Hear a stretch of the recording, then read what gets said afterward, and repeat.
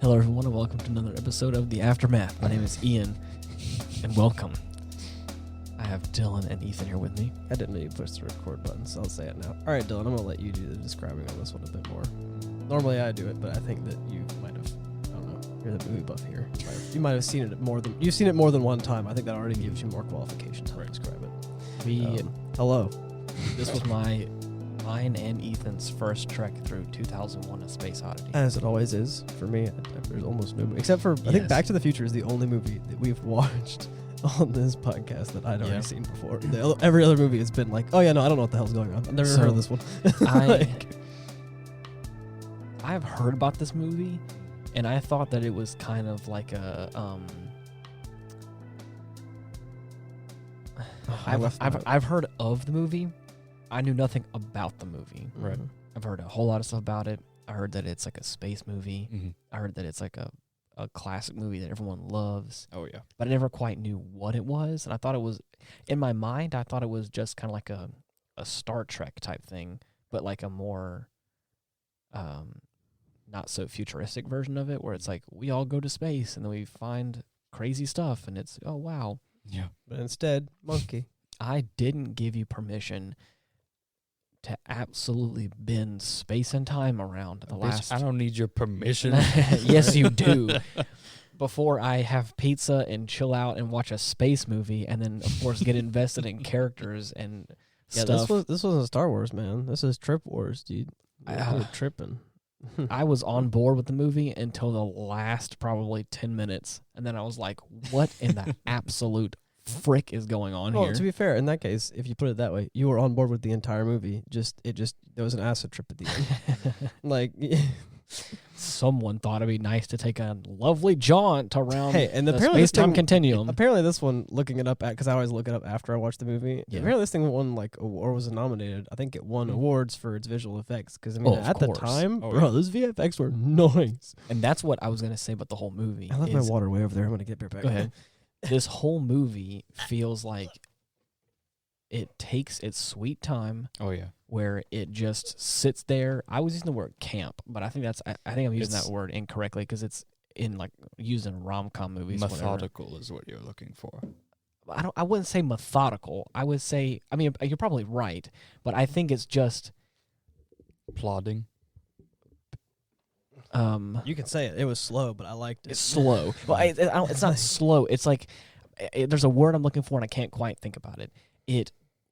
It just deliberately sits there, and just really just flexes its own muscle. Mm-hmm. It's like this is a space movie, and we did great space VFX. Oh yes, this is a visual gun show. And again, weirdly for like for a right documentary. Now, for right now, it wasn't like super impressive, but like I could see for 1968, it was amazing. Mm-hmm. I've watched way crappier movies that were made today, so I'll be honest. I mean, you're right. For now, that's some good effects. You're right. But still, I was like, there was parts for me where I felt like it was a little lacking, but not in like, dramatic ways. To me, the whole thing felt like I don't know. It did feel weird because the whole thing felt like it was like a documentary sort of, where it was just like you're just watching it like, oh yeah, like it's not weird that I'm watching this dude eat and watch the news because like, yeah, this is supposed to be life in space, lol. Right. And then every once in a while you're like, oh yeah, I've been sitting here for like an hour watching this movie and like very little story progressions happen. I think that was really one point when that happened where it was like after we watched the news and like the happy birthday scene happened and it's like, wait, I just realized I know almost no characters' names. I've been through an hour of a movie, about 30 minutes of which had no lines at all, which I really liked. I thought it was really cool that they could say so much without... I mean, there was a different movie we did a while back that did the same thing, where it was like, you can say a lot with minimal lines. Like, that's really cool. And I was just like, yeah, this isn't... It's kind of weird. And then you start getting into some story stuff going on as well. Mm-hmm. You have anything you want to say, Dylan? You just kind of chilling there? Oh, man. So, do we ever say the name of it? 2001: Space Odyssey? Yeah, we did? Okay. I was getting my water. All I could think about was my thirst. This is one of the many movies I've watched that has still never failed to just leave my mind. Like really? This has stuck with me since like the first time I watched it back when I was like 10. I can see why. Like it's in the dark it's very living room unique. with my sister I Chelsea. got. I was telling you on that very ending. I was getting a lot of like the end of Gurren Lagann vibes. Yeah. Where it's like they're just like in the end of that show, like they're like unlocking their potential and like fighting, throwing galaxies and like whatnot. they're throwing galaxies. Yeah, they're fighting the universe with the universe and trying to say that. Like, it doesn't matter if everything's useless. We're going to, it was a really dramatic scene. And that's what I got with this, where I was like, it doesn't matter what's happening. This dude's just, like, experiencing the universe. It just doesn't even matter. I thought it was really cool. I'm glad you guys got that out of that movie. Because I was on board with everything going on. Yeah. But there was, like, a point for me where it was just like... You're just lost.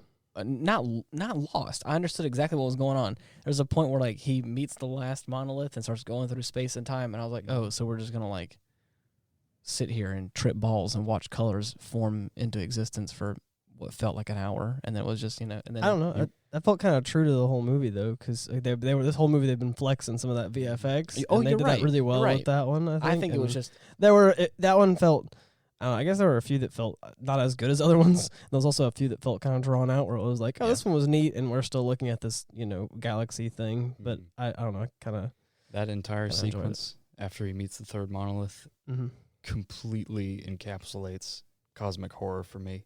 Oh yeah, the soundtrack mixed with the visuals. Oh yeah, it's perfect. There was parts where like they have a lot of classical music overlaid these wonderful shots where it kind of feels almost a little like heavy-handed to me a little bit, but it was like, but I still got what they were going for. Right. I loved the characters that they had, the kind of personalities that were there, and the retro future aesthetic of everything, because it was filmed in the 60s, the late 60s, early 70s. And I love that kind of like, I love it when in like the 70s and 80s, or even like back in the 60s, whatever, they kind of like such high hopes. They what they like thought for real technology would look like with these little like punch cards and like fancy glowy buttons and stuff, and it's like it's so cool looking. I love that aesthetic, and there was like parts where I love the relationship between Hal and the crew and the whole thing that goes sideways. Any of the interactions with Hal in this movie are my favorite. They're very good. It's they're very well done. I mean, you kind of from the beginning know that there's something suspicious about the robot just as soon as it speaks. You just hear it and you're like, yeah, that's an evil robot voice. Yeah. But like, it still was a very, very good thing. Who is everybody's favorite character, real quick? I mean, I gotta go with Hal. I love the main doctor guy that we saw that apparently I think was in I'm glad I'm the only one who's going to say it. Mine is the rival monkey tribe that kicked that kicked the first monkeys out of their watering hole, but then those badass first monkeys found the monolith, and the monolith taught them how to use bones for tools. So then they came back and kicked the rival monkey tribe's ass. But that rival monkey tribe, they still stood strong, and they got the watering hole in the first place. One of them got conked real good. Yeah. One of them got knocked out and then just kicked while he was down by. Yeah. Damn. But I really like that because it's like the movie felt, again, like the whole thing felt like it was very much just a narrative kind of figure it out thing. And that's a little bit unique. I really liked it. So it was like, I can see why people love it. There was no vocals on that, like that monkey scene and then through the next scene or whatever. But you just know like, oh, this like monolith thing they found. I thought it was a stretch, but then looking into it later, it seems that wasn't too much of a stretch. I thought it was a stretch that they found the alien monolith thing, and then they just happened to learn how to use tools later. I figured that was a correlation there, right? So then he learns how to use the bone as like a weapon, and then that moves on. And then millions of years in the future, now we have space travel, and they're like, we found a monolith on the moon, and it's like, oh, they're connected. And then shot a signal out to Jupiter. Right, yeah. And then we see the planets align with a third big giant mega monolith, and then that guy gets sucked into the vortex on a trippy trek through space and time. The only thing I really enjoyed about the ending of it was that like scene where he is where he's in, we had talked about it, we're assuming it's like his mind or something. It's like where he's in the space room. What's the word I'm looking for? Yeah, the space room. What's the word I'm looking for though? The limbo. Yeah, like the limbo kind of thing where it's like you don't know if it's his mind because his mind snapped going through space and time, right. or if it's his mind trying to figure out what's going on. But there's this thing where he's the time he went through space. You saw that. Now he's going through the time part where you watch him get crazier, and then he gets older, and he keeps walking around looking for things. I just like the concept of like it started off as him in his spacesuit in the pod, and then as he starts hearing things, he stumbles across himself in a spacesuit, not in the pod, but he's older, and then like it seems like every current iteration you're watching somehow glances at a future self of him, and that the older it's hard to describe this in words. They glance at a future version of himself. Yeah. It pans to that future version, and then the younger version disappears. Exactly. But the future version can never quite see the past version. Yeah. So it's like you can always see yourself in the future or whatever, but you can't quite see yourself in the past. Yeah. The part that it lost me on was when he then turned into a fetus. Yeah. And then he was then space fetus. And I was like, now I'm lost again. Like, why? What is going on here? Yeah, is he now the God creator of Earth now? Like, he looks up. No. I just want to see. You have Earth, and then it's like, I am giant space fetus. And I'm like, what the hell, dude? Like I said, I don't think of all the things they did well, I don't think that they did the perspective very well. Because, I thought it was a close-up fetus on Earth in the background, not giant space fetus. Right, I know. But also there's the monolith that I thought it was just close. It's actually no, it was a giant monolith that was the size of the planets going in. But for that scene, I still thought it was kind of interesting because it's like old man reaches forward to the monolith that at this point I feel like he knows like kind of what's going on, where it's like that whatever this alien like, okay, I'm monolith done now. thing. Can I go? Yeah, home? right. Whatever this thing is just brought me through all this, and he like reaches out for it. I guess thinking maybe it'll help him or something, and he reaches out, and then it pans over and pans back, and now he's a fetus, and it's like reborn, rebirth. Yeah, right. Space time. He rebirth, was hovering in everything. What is it called? He's a fetus. He's floating in an orb. What's it called though? I can't. The womb? No, well, yes, but like there's a. I can't. You talking about the amniotic sac, bro? Oh my god! Oh my god! Yeah, that's where fetuses are contained in the amniotic sac. Yes. He is floating in a space sack. I'm just like, oh man. Yeah, and so then it's like now it goes back into space. It's one of those like even though I don't particularly like hearing about it because I usually hear about it from people who smoke a bunch of weed, and then they're like, dude, we're all the same, man. Like the Big Bang happened and stars blew up millions of years ago, and I'm a space fetus. All those stars created atoms, and we're created from atoms. So how can you be racist? Because we're all the same. We're all created from space dust, man. Yeah, we're all just the stars' children. So on the one hand, I hate that.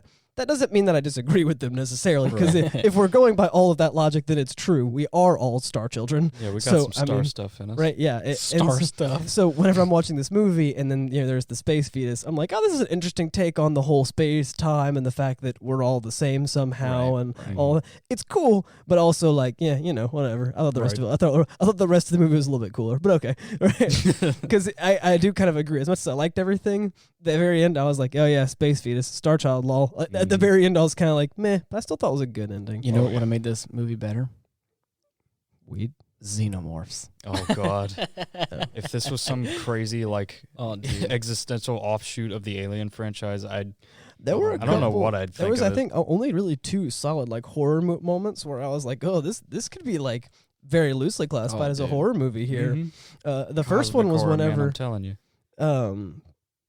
The first one was whenever Hal was murdering that guy, and right as he goes out, and you see the ship turn around, and you're like, we already several snap zooms. Yeah, and we already his, yes, camera. that's what I was getting to. Yeah, so whenever you see it turning around, you already know what's happening, and then the little I couldn't help but laugh at the little ship's grabby hands, man. I thought they were so.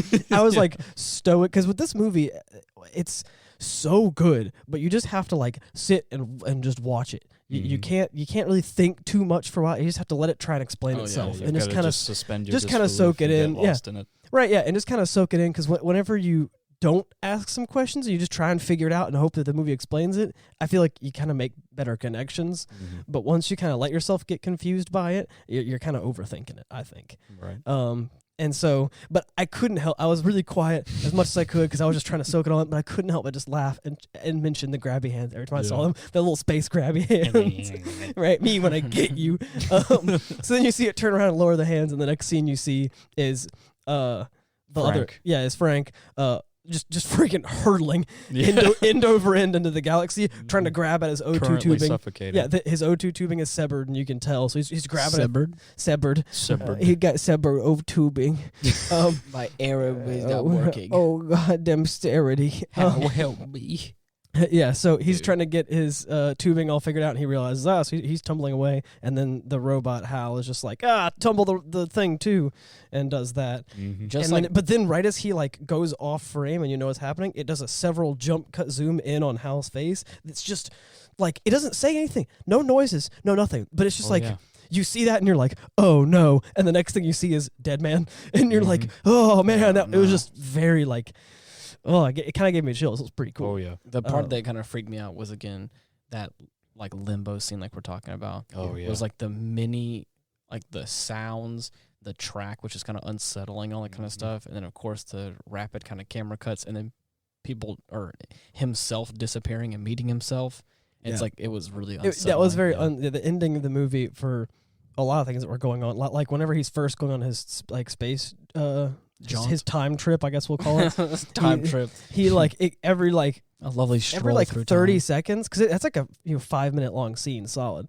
So every like 30 seconds, it like pans over to his face, and he's in different levels of like distress and stuff. And then whenever he gets into his limbo area, whatever you want to consider it as, he looks like he's just actually like broken and having PTSD. Oh, dude, yeah. Oh, yeah. He's His just, eyes are like his eyes are pod. red, not even like just like bloodshot red, but like also like under his eyes are red, like he just hasn't blinked in years, and he's like he's actively convulsing, as well. It was very interesting and kind of creepy. Yeah.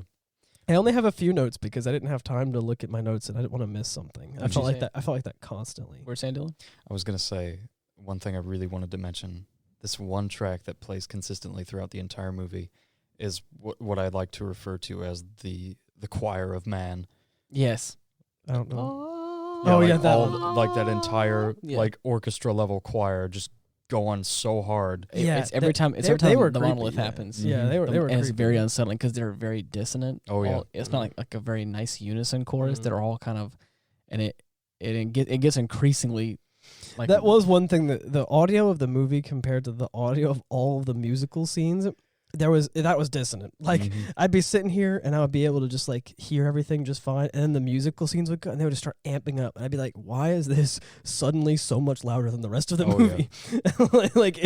It was other than that though, I didn't really have any like complaints. They actually used that track in one of the scenes from the 2014 Godzilla whenever they do the Halo jump. And since then I've always associated that track with anything that's like incomprehensible or just oh yeah, immediately just like not good, not of this world even. Yeah, it is a good track for that. So I have a couple of notes that I wrote down. One of them was meal juice, because I thought it was funny that whenever they were like handing out on their space flights, they were handing things out, and he was like, okay, and he just takes a straw out to just drink his peas. And I was like, yeah, drink your peas, man. I said, is this a documentary, which I already mentioned right after that, because it just felt like it was just documentary stuff was happening. Oh yeah, and then whenever he's like breathing in his mask, you can hear how like often he's breathing, and you think like, oh, okay, he must be like working to breathe, and then you like his face is about to pan over. You can tell, and you're in my head. I was like, oh, you're gonna see him kind of like working to breathe, and that dude is just stoic, straight faced. Doesn't it looks like he was holding his breath, and I was like, that face does not reflect the breathing I'm hearing. He's breathing like. Like he's out of breath, and then you just see him just like walk over there, like, "Hey, how's it going?" I think it's just like deep, like shallow breaths to conserve oxygen. No, I think I understand like what they were going for is that you can just hear it in the mask, but still you expect it. I expected to see a little bit as well, and it just it didn't really work. Like at least to go like a sweat drop or something. Because if you've ever worn, like, because of the Rona, I had to wear large respirators very often. If you ever worn a respirator, if you're breathing normally, like at all, you can hear it just like in this movie. You can hear it, and it's just like it's like Darth Vader style. And if you like after like I just finished moving a patient in, or like run around doing something that was active, and I'm like breathing even slightly heavier than normal, it sounds like I'm like basically like this movie, which I thought it seemed like a lot in the movie, because again it's like constantly you hear that breathing, but also it was like. Yeah, no, that sounds about right. So like for me, there was a couple times where, again, like we said before, there's like very little dialogue. Mm-hmm. This entire script is, I don't know, maybe 3 pages. Right, yeah, it's like a 3.5 page long script. But it's like, there's like I said before, the only word I can think of was campy. But I know that's not the correct term for it, like I said initially, is like there's moments where it will just like sit on a certain sound or a certain feeling, and it just will, and it takes its time, for sure. Unrelenting, I guess is what I should say. Yeah. And those breathing scenes, there was only one indication that I thought was kind of cool that I liked, was that sometimes your mind subconsciously like has like a pattern recognition, or at least mine, you can hear his normal like way of breathing. There's a couple times where certain points in the scene where he's doing something or something happens and like his breathing elevates or something, and you're like, uh-oh, and it's like, but that's the only thing I think I had felt in those certain sequences like that I thought was really cool. But one thing, Mallory, like as soon as the scene happened, Mallory asked for clarity, and I thought it was so funny. They were like, "Is it true that you're only breathing 1 time a minute when you're in a cryo sleep?" And and the guy was like, "Yep, 1 time a minute, and your heart beats 3." And Mallory is like, "I need clarification." And I said, "You'd be dead." I tried to kind of briefly explain that we do like. That's not to say that cooling people off and like hypothermia, we call it permissive hypothermia or targeted temperature management. That's not to say that doesn't exist, because cooling people off does slow things down at a cellular level and is like helpful for things. Right. But the idea of cryogenic stasis is kind of not really possible. Yeah. And so the idea of their heart beating 3 times a minute, that may as well be asystole. Your body can only go so slow. Right. Yeah, no, exactly. Yeah. 3 times a minute is I've actually, while doing something that's in like CPR on someone, I've seen their heart beat like once after a long thing of asystole. I'm like, cool, even if that has a pulse, we can still call that like asystole, because that rate is less than 5. It's like there's nothing we can do with that, and they're not even breathing. So what I'm hearing is we need 5 every second. We can't. The whole 1 breath a minute thing, that's not going to cut it. So I was like, and then of course the waveforms go on the computer there, and I was like, those waveforms look like that. The very top one, it said the cardiovascular one. The EKG, I mean, it looked like a crappy EKG, right? Obviously, it's a movie. They always put just random EKGs. Right. Random squiggly lines. Right, yeah, no, pretty much. It looked like a crappy EKG. This but also, means she's alive. If it's not moving, it means she's dead. Right, yeah, I didn't pay super attention to it, but like, yeah, it's there. And I also like how a couple of them had artifact. The person's frozen. They're not moving. Why is there artifact in there? Like, right. So, but then you like the EKG looked like it was beating like a solid 70 times. All of them like 70 times a minute, like a normal. I'm like, this person's technically breathing once per minute here. None of this. I should see 1 line. That's it. Yeah. Right. Or just flat out nothing. There should just be nothing. Right. So I thought it was pretty amusing. And then I think I had one more for that. Oh yeah.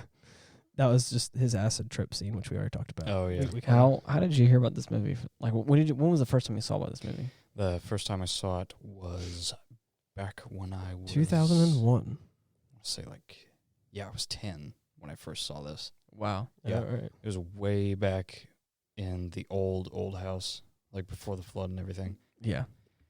Yeah. Yep. And I remember me and my sister were staying up, like flipping through the channels. She found this on one of them. Yikes. And I think it was after like the whole... Did you miss the monkey? I did. We missed the monkey scene, but we got just about everything after that. Wow. Yeah, you missed the best part, though. Yeah. I was very upset that no monkeys. I thought this was going to be like a chronological movie initially, where I was like, we're going to see like the dawn of man, and then we're going to see like and the monolith, we're going to connect it somehow. Right. But not even the monolith. Skip over a good portion of human history. Yeah, but right? Yeah, just a handful. I thought this before the monolith came, like as we're seeing the dawn of man, I was like, oh, so this is 2001: A Space Odyssey. We're going to see a trek through human history until we get into space, and they're going to make like a little... Yeah. But that was not that at all. Oh, no. I mean, it was a very, very brief trek, I suppose. like more like a massive jump. Yeah, right. We'll saunter through time there, skip a couple I'm pretty chapters. To hyperspace I'm pretty sure we went from a ape screaming after murdering a different ape, throwing the bone in the air, and then the bone magically turning into a space station. Right. I really thought I wouldn't call that the bone in the air. I thought it was going to fall back down and conk him in the head. Right. I was like, yeah, knock him out, and then I thought that was going to turn into something else. In the movie. Call that a warp drive through time. Oh yeah. A little saunter. Skipped a couple chapters, maybe a couple books. I don't travel at warp speed when I saunter. Yeah, 500,000 years at a time. Yeah. I don't see my entire life unfold before me as I'm sauntering. You never had a warp saunter? A warp saunter? Yeah. No, I only impossibly have all the rage in 2001. Right, yeah. Right. Walk outside for a little warp saunter, impossibly unfathomable. Come on, it's pretty great. Yes. You see your older, and then fetus self all at the same time. Of course, you have a little wave. You say hello. Right. Yeah, Tuesdays. Say see you soon. Tuesdays. Yeah, see you soon, As or you saw watch you before. yourself die and get birthed a second time. Yeah, rip. Yeah, it's like an average, Wednesday? Right. Today's Wednesday. It's Wednesday, my dudes. Man. So, yeah. I thought it was good. I liked the ending. It wasn't. Obviously, I like the ending. It's not a movie that could have a good or a bad ending, so there's no real argument there. If anything, it's just an ending. Yeah, right. Exactly. It was a closure to a very. I wouldn't say it's an ending. A space fetus stared me in the eyes, and I was very uncomfortable. And it just. I think it was an ending. I think it was a strange closure to a strange end of a strange movie. Not really a strange. No, I think it was a strange closure to a strange ending of a very complicated feeling movie. Right. Right. So I don't think that it was. It didn't really feel like a, good, nothing was tied in a bow, right? It didn't feel like an ending. It felt like, it didn't feel like a closure, but it felt like the end. As soon as I saw the fetus in space, it was going to sit there for 10 or 15 seconds, and I was like, yeah, that's the end of the movie. This right here, this is the time they're going to end it, right? Mm-hmm.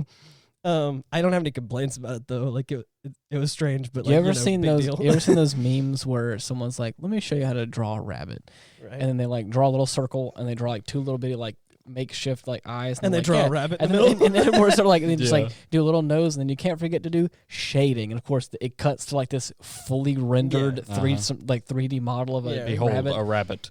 This movie felt like that. Yep. It's I was following along with the entire story and understood it, and all of a sudden I was like, "What? Why?" Yeah. And don't forget the shading, and now you've lost it. Exactly. Mallory fell asleep at the wrong time, and she woke up and was like, "Wait, where are we?" And I was like, "I don't know." And she missed some of the best parts. Yeah. I liked the dialogue between Hal and all that stuff. It's so cool. And I can see this is probably one of the bigger movies, or if not the movie that started the whole man fear versus machine, fear of AI. Is what I was going to say. Not even just machine, but just the coming singularity. Yes, or this robot is intelligent and realizes that you're the flaw in its algorithm. And it doesn't see you as a person; it sees you as a part of an equation. Right. Or at least in this scenario, I have seen other AI that does not think of you as the flaw. Right. But in this scenario particularly, it's I have a goal and that is it. And it seems like the people that made the AI didn't factor in it's going to get the goal accomplished, even if that means killing off everyone else. Right. Yeah. So, didn't really account for that little tidbit. Yeah, that little nugget of insight. HAL fabrications. Right. Exactly. Yep. How you gonna make good with that one, huh? Yeah. Right. It's a hell of a lawsuit you're looking at there, pal. Right. I hope your fucking AI was insured. I was like, what lawsuit? They're all dead. They can't, right. They can't sue you. Yeah. Oh man. What did you guys think about his death, quote unquote? Hal's. Whose death? Oh, Hal's? That was a very cool, creepy scene. I didn't realize that the Daisy scene. Yeah, Daisy Bell. Yeah, I didn't realize that the meme of not really a meme, but the trope. Yeah, of a robot saying that phrase whenever it was dying came from this movie. I didn't really know. I don't know if it was a movie, right? But I'm trying to remember what game it was that I heard after you killed a robot. They said that. I'm trying to remember what it was. I don't think it was Portal. I think it was a different game. Yeah. And I'm trying to remember so hard, but I can't remember. And ever since I heard him first say you would it, think it would have been in Portal. I'm almost certain. Even if it is in Portal, it's not the one I'm thinking of right now. Like I'm almost certain. I think in Robo Recall they do that. That was it. Yeah, It's they Robo do. Recall. Yeah. He comes like Days. Days. And when you defeat him, that was it. I was trying to figure out what it was. Like I said, it might be in like Portal as well or something. But like it was. But it wasn't just that I was thinking of though. I think my favorite bit is whenever Dave miraculously makes it in through the emergency airlock. Oh yeah, that's how pretty neat, immediately it's like, oh shit, like it's just the biggest back down. He's like saying anything and everything to get him to stop. But the interesting thing is, which I think it's cool for the Hal character, but I think it's like it would have been really cool if there was a little bit more emotion in the voice. But I know that's not the point. The point for Hal is supposed to be. Is supposed to, but I mean, like, but I think there even is AI that has that emotion in it that makes you feel something. And you're like, oh, this machine feels something. But it's not that he's totally emotionless. He has like little hints. Of course, I did feel the emotion, but I don't think that because of the way it's programmed, I don't think you could hear it in the voice as much. Oh, and I understand that. But what I'm saying is that there is he is programmed with a minor bit of emotion, but his voice conveys no emotion. Right. So the emotion he is conveying is only through words, because his emotion is this. Right. I'm dying. I feel that, and it's like I'm afraid. I'm afraid, which again adds to the unsettling factor. Oh yeah. So if you're wanting to go with a good AI that's like wanting to like make you feel something, it would be like, oh no, I'm scared and dying. It's like that's one thing. Yeah. But with this scenario, they chose the other path. That's what I was trying to. My point I was trying to get to. It's almost like faux emotion, like passive emotion. Exactly. It's like he's not capable of making any different sound with his words. Right. He has to sound like a Microsoft Sam. Yes. Like where you type shit in. I can only in my head imagine someone trying to be terrified but not showing any emotion, like I am scared. Yeah, it's uncanny at that point. Yeah, exactly. Like it's fucking scary. And so for me, that's what I felt whenever he's going through this. Thank God they didn't give him a face. Dude, it was like, again, that was such a good scene because he's also like, I can feel it. And the guy's like, he feels bad for like trying to take the things out and slows down. He's like, I just can't. He's like, sorry, pal. And Hal's like, I can feel this. Sure felt what you did to him. My memories, I can feel this. And then for the next like 8 things he clicks, Hal is just saying, I can feel this. And you're like, oh. My memory is slipping away. Man. The one it's like you're like while you're doing it, you're just like picturing like, oh man, it can feel its memories being taken away. And it's like, stop it. What was the character's name that was doing that? Dave. So Dave's doing it. It's like, stop, Dave. Mm-hmm. Yeah. Stop, Dave. Mm-hmm. But then there's one part where it just feels a little bit different. It says, please stop this, Dave. And I was like, oh, it's just a little bit different of it's actually like I said, you can't hear it in his voice, but you can feel the desperation of like in his words. Please don't do this to me. I'm feeling much better now. Right. Yeah. Really? That sounded like when he said that in GLaDOS. That was GLaDOS for me 100%. Yeah. I heard, I'm feeling better now. Really? I was like, that sounds like GLaDOS. Whenever she's trying to manipulate you. Yeah. Can't trust you anymore. Obviously, GLaDOS had a little bit more emotion in that character, but like this felt like a version of that didn't have that emotion, but it still felt the exact same. Where I was like, I'm feeling better now. Really? I was like, you manipulative robot. I would say that before Portal 2, I think that's kind of the vibe that GLaDOS gives off, is this kind of like emotionless, but like still has emotion. But I think it plays more into the like you can hear the emotion a little better. So it's a little bit in the first half of the first Portal. Yeah, she's still kind of monotone, robot voice, but like near the halfway mark, she like fully glitches out and has a bit of shenaz to her voice. Right. I believe the word we're looking for is personality, but yes, 100%. You're making fun of my shenaz? Yes, my shenaz. So, oh man. I'm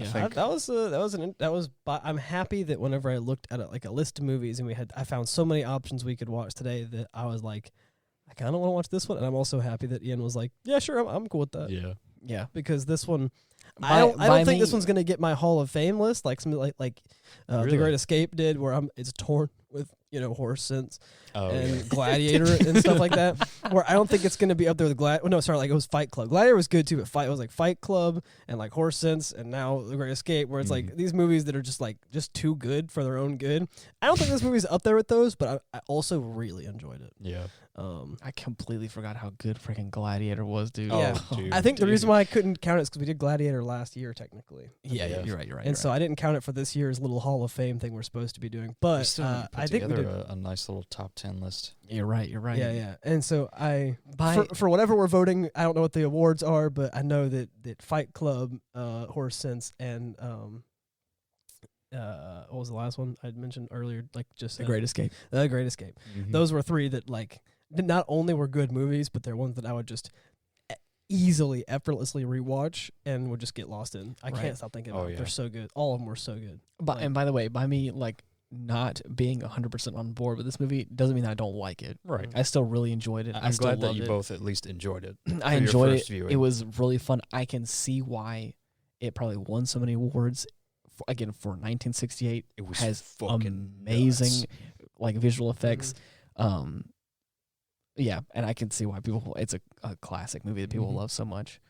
It just may not be my number one pick though. But I think it's also it, like now watching it is it's still interesting, but a lot of people have done a lot of bold things with movies now. Oh yeah. Oh, right. But in 1968, that was as experimental as this is I feel like this is pretty unparalleled for its time of just a wild space movie that just goes all out.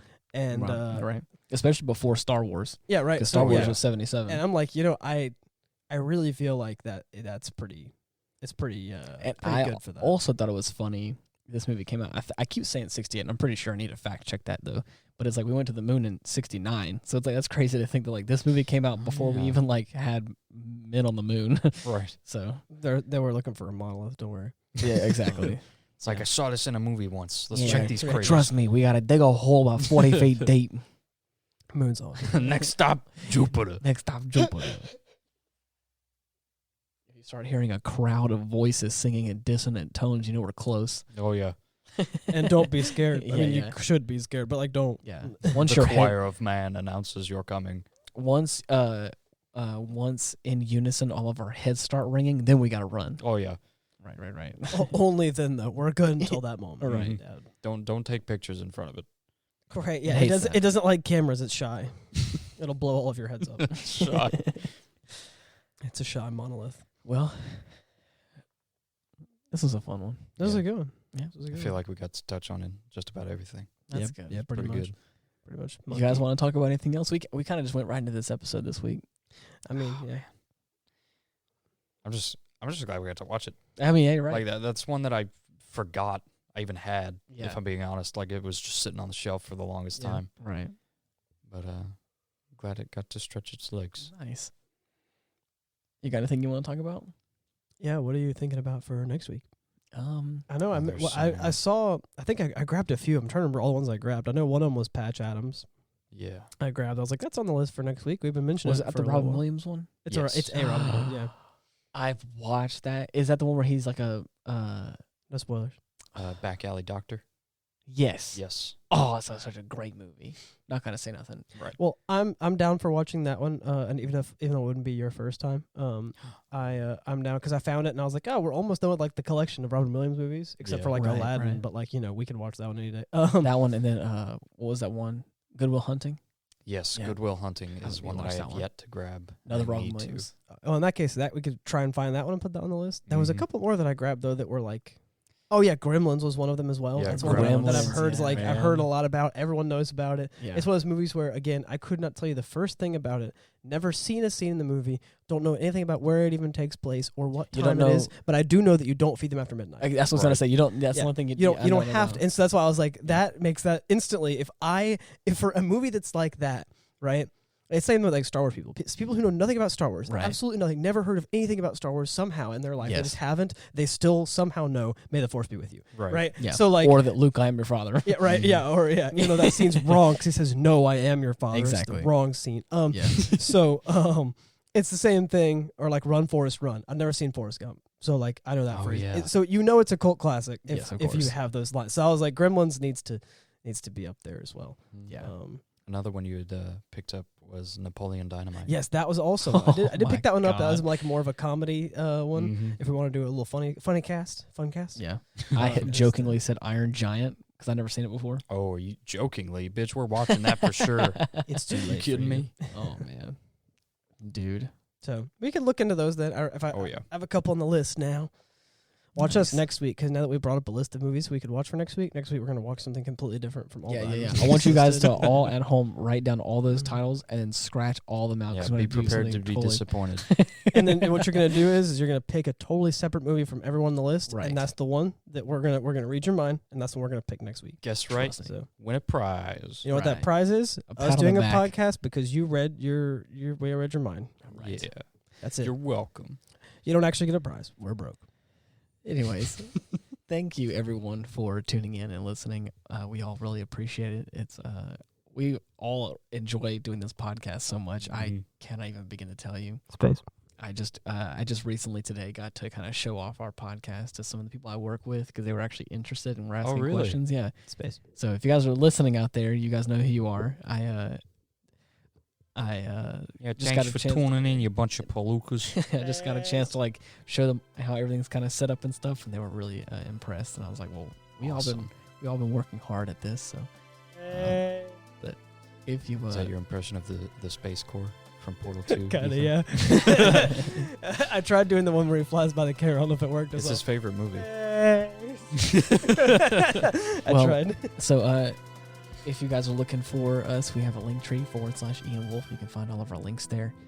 Also, in case you guys ever needed to, I haven't actually said this on the podcast, but I guess I should as well. Yeah. If you go to aftermath.buzzsprout.com, you can also get all of our links there. You can also listen to all the episodes there. It's just right there on the webpage. And it also is for mobile as well. So, anyways, until next week, hope to see you soon. Help, I'm being repressed. That's Quiet brought that one back. Bye-bye.